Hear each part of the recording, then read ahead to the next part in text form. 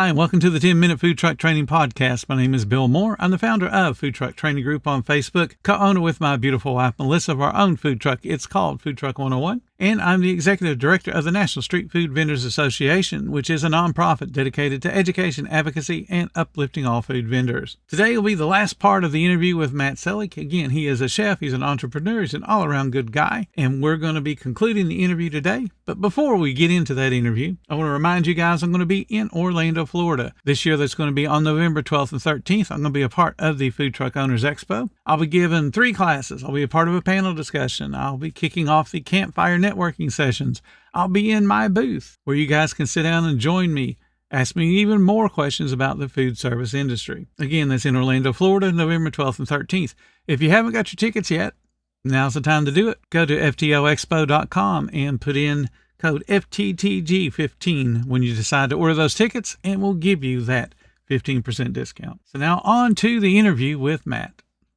We had a lady today that was on our Facebook group, and she was having a kind of a sad story. She didn't do what we recommend, and that is you got to research everything before you ever make a commitment, because there's a whole bunch of people that once they realize that, oh crap, the government's involved, they don't want to get into business.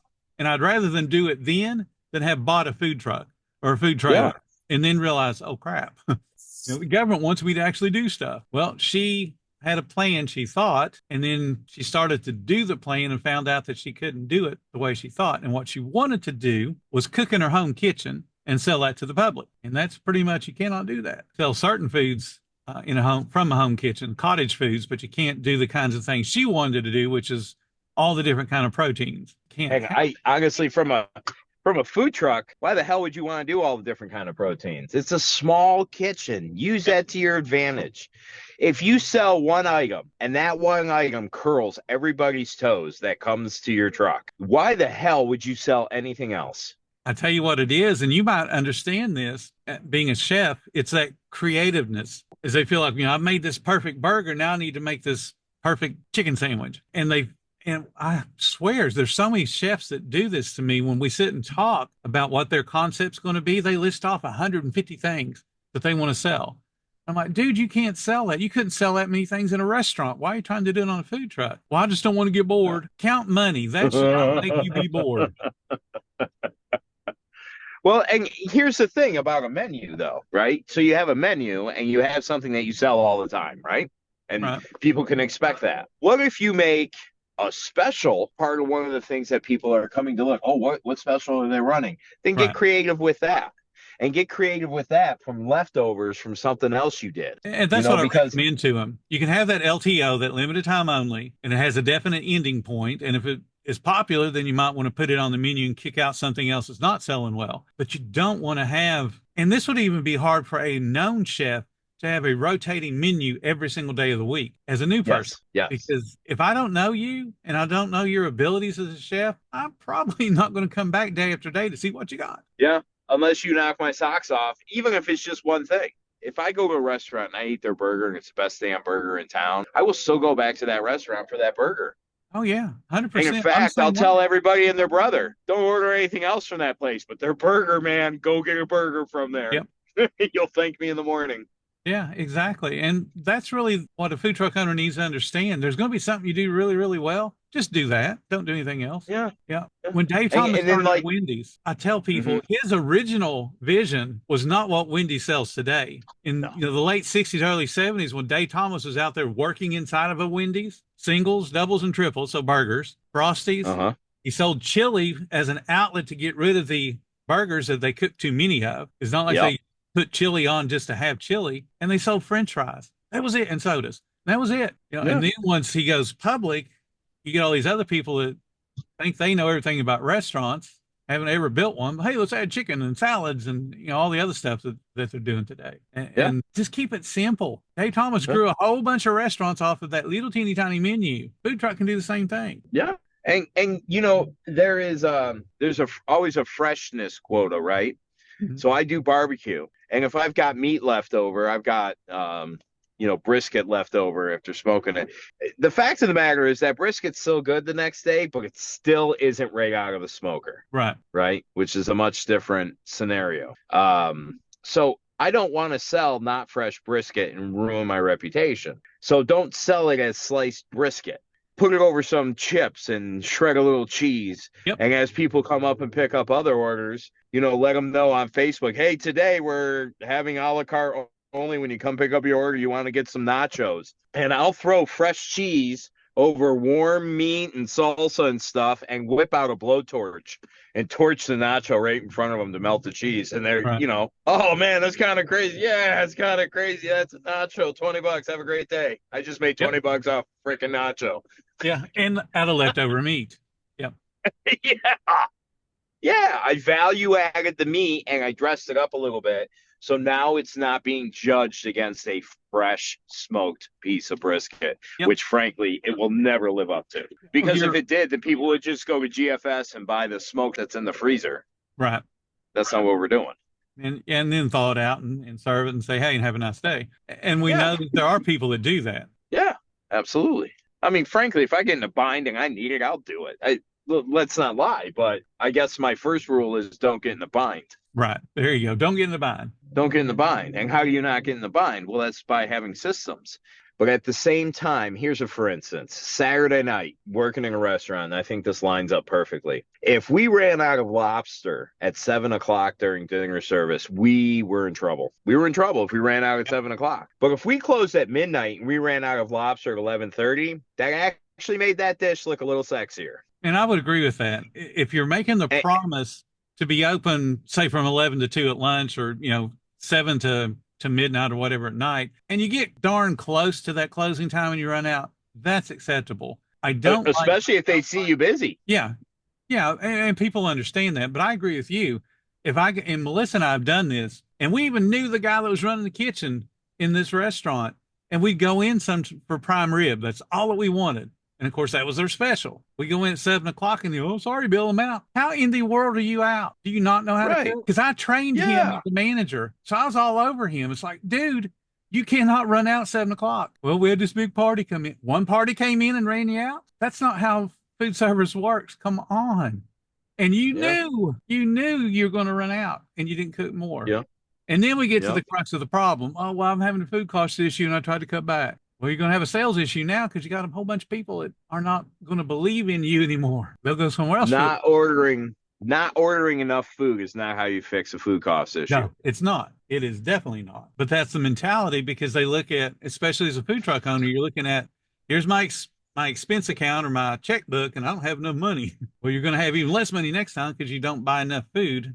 You're going to run out. Yeah, and food costs is a funky thing because there's so many things. Like, okay, I'm selling a 10-ounce steak and we're selling it for $30 and everybody loves it. And my food cost is killing me. Well, then sell a 9-ounce steak for $30. Right. Put an extra ounce of vegetables because those cost a whole lot less per ounce than the steak does. And let's see how that changes it. I know that there is some company, and I can't even think of the company, that jars olives, right? And they decided to remove one olive from every jar and ended up saving themselves millions of dollars. And the customers never knew any different. There's wisdom in that. There is. There 100% is. I mean, even look at the basics. The burger, you go to McDonald's. We talked about McDonald's earlier. The burger that they're selling right now, when I worked for them, it was a 10-to-1. Pretty sure it's probably still a 10-to-1. So it's a little teeny tiny portion coming out of that. They're getting 10 portions out of 1 pound of meat. Back in the day, though, in the late 70s, early 80s, that was a 8-to-1. So they've already cut back on, they've slimmed down that portion, but people still look at it and go, it's the same cheeseburger. No, it's not. Look at pictures, from the 60s, late 60s, early 70s, when they started a Big Mac. That sandwich was huge compared to what it is today because they cut back everything. Bun's a little bit smaller. It's a 3.5-inch bun, not a 4-inch bun, and those kind of things. It's all about that portion control and that perception if you can get away with it. Like you said, pull out one olive, no one's going to notice. 1 ounce of meat, probably no one's going to notice, especially if you replace it, like you said, with vegetables or even bread. Let's give them a little bit more bread. They'll still be just as full. They just won't notice that they had a little bit less protein. I have a former student that called me up and he had questions. And this happens a lot with the students that I get where they'll make food and they'll sell it out of their house. And they really think they're getting somewhere. All right. And full disclosure, a lot of my students do get government aid, government assistance. So maybe they went out and bought all the food that they're selling with food stamps. Right. So they're acting like it's not money because it's food stamps. And, this guy was telling me that. And there's a part of me that's kind of dying a little bit inside. I'm like, that's my tax dollars. Yeah. Yeah. And then I'm like, okay, you have the ability to be here. Whether I like the system or not, let's work the hell out of it to get you forward so you can get off of it. Play smart. You think of this as free money. You can think of it that way, but let's think of it as actual money because you need to make enough money to get away from that. And he was selling lamb chops and they were like T-bone steak lamb, right? Okay. And I wasn't crazy about it, but he was selling them really, really well, right? And he showed me his plate and he showed me everything and we went over the cost and he had some questions. So I sold my consulting services for a couple orders of wings and a couple of beers and bring beer. Look, I'll be there. We're going over everything. I'm just kind of going, I'm like, what does this cost? And I said, roughly, what do you think? He's like, it's about $5. I'm like, $5. And, I'm writing the costs down and I do the math. And him and his wife are sitting across from me at the table and I fill it up and I turn the piece of paper and I slide it over to him. And I said, before you look at this, how much money did you make last week? And he said, oh, we did like $2,000. And I said, okay, you made 2,000? He goes, yeah, man, the night we had $2,000. I go, you didn't make 2,000. You sold 2,000. How much did it cost you to sell 2,000? And we realized that it cost him, was it like $1,400 or $1,500 to sell the 2,000? And I said, so how long did you work for? He said, oh, Friday night, I got home from work, we started working on it, got up early Saturday, we finished working, and then we sold it all Saturday night. And I said, so both of you, right? And he said, yeah. And I said, so would you say that you both spent 15 to 20 hours on this with shopping and everything? And they're like, oh, yeah, easily. Yeah, we both did together, we did about 40 hours. And we made $2,000. I'm like, okay. What you did was make $500 for 40 hours worth of work. And they got real quiet. And the look she gave him, I was like, oh, bro, she's going to kill you. Yep. So I changed the plate. We removed one of the chops. Right. We added a couple things. We stopped giving away soda with the dinner and only selling it on the side. And then he ran and did it another week. And he was like, oh, my God, I made so much more money. And nobody was pissed about our changes. I said, yeah. And every time you go to a restaurant and you realize that you can package the food, take it home, and have a second meal, know that restaurant is screwing up. You came there for one meal to eat at their table in their doors. Now they spent money on a carryout container, and clearly they spent way too much money on buying food that you weren't going to eat while you were doing the experience at their restaurant. Right. And you should notice that. You should understand that. You should not find that to be a good thing. Yeah, as a consumer, yeah, that's cool. But as somebody that appreciates a business and they want to see that business stay open so they can continue to buy products from that business, that's not good. That's scary. You're right. On the average consumer, they should, a meal should feed them well, but they shouldn't have significant amount of leftover. Yeah. Certainly not enough to create another meal. And, I even made this mistake. I, at one time, owned a brick and mortar in a city in Michigan called Birmingham. Birmingham is one of the wealthiest cities in the country. And I had a cool little place. We did a lot of carry out, like home meal replacement type thing. You could come and get a good meal from us, a good healthy meal to go feed your family. And at the time, it was like $10 a person or something like that. And my goal was to give everyone a great deal. I didn't know my market. I was too stupid. I'm in one of the wealthiest cities in America. Nobody cares about a deal. They want to know that what they're getting is the best. So I could have sold them the same and told them it's the best, charged double. They would have believed it for the price, gone home and loved it for being the best, and I would have been successful. Instead, I was so focused on giving everyone a deal, I killed myself. Understand, when I talk about these things, when it comes to making money, I've already hit the bed in that direction.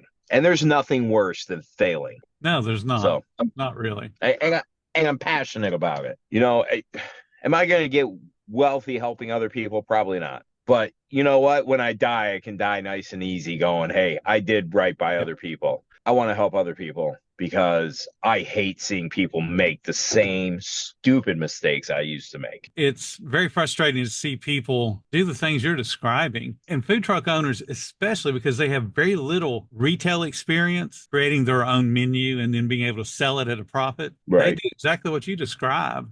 I want to give people a deal because I know how much this stuff costs. And I learned this when I was on the hot dog cart. We had hot dog cart owners that would look at their hot dogs, and this was back, I'm talking a long time ago. They would look at it and go, I know what this costs. I can't sell this for more than $2. And I'm like, yeah, you can. All you got to do is put that price on the menu. Because I was selling a hot dog for $5 when everybody else in the country, as far as I knew, was selling it for $2.50 to $3 because they felt like they couldn't get more out of it. And I told them you got to be in the right place where people are hungry and they're not willing to go somewhere else. And where I sold it was on the beach. There was no other food on the beach. So if, the little kids are wanting something to eat, mom and dad are not going to go dust the kids off, get all the sand off of them, go shower, get all the sand off of them so they don't get in their car to go get something to eat.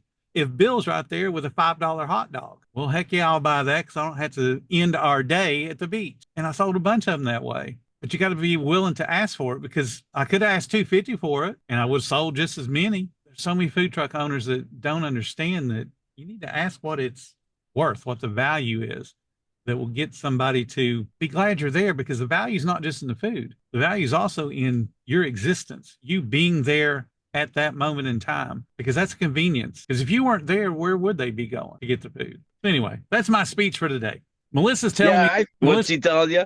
She's telling me that we need to go eat. Oh, okay. Gotta keep her happy. Hey, yeah, absolutely, 100%. That's number one. Bill, as always, I absolutely thoroughly enjoy hanging out with you. Been awesome for me. I love talking to you. I love that we're partnering together to make that important test available to people and get them to learn the leadership side of being a food manager rather than, hey, let's just pass the test so I can, check a little box on the application. Well, being a food manager means you're a leader.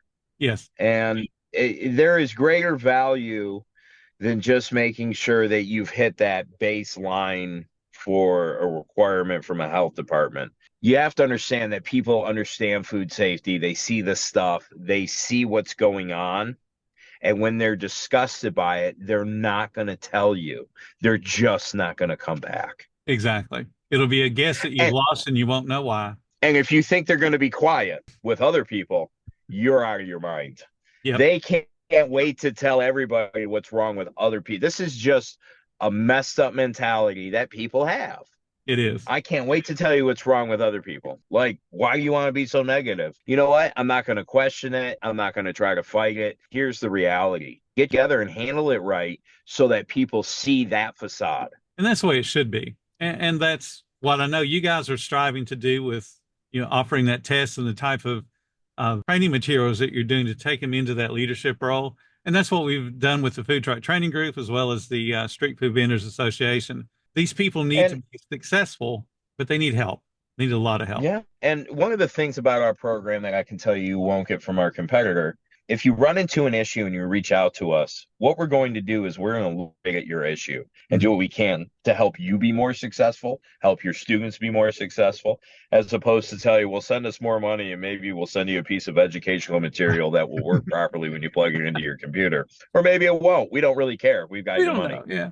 We are a monopoly on the process. That's another thing. Monopolies are un-American, just ask Theodore Roosevelt. I agree completely. I don't want to create a monopoly. I just want to create the best product that we can possibly create so that people come to us because they want to, not because we're the only store in town. A free market system doesn't work if there's only one juggernaut. Yep. It just doesn't. And, that's what America's about. 100%. And I think it's a good thing to end the podcast on. I appreciate your time. I got to go have dinner with Melissa, or otherwise I'm going to be in the doghouse tonight. Go have dinner. She's way cooler than I am. Sorry.